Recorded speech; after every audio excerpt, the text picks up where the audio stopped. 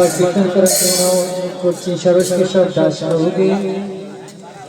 সরোজ কিশোর দাস প্রভু দামোদরের রকম বাকি অংশটুকু তিনি পরিবেশন করবেন।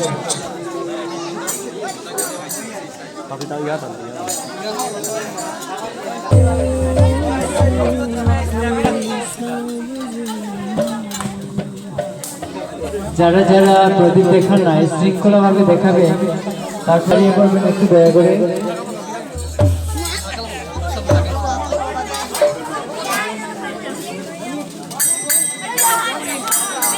মাতাজিরা এক সাইডে দামাল দিবেন, আরেক সাইডে বাবাজিরা দামাল দিবেন।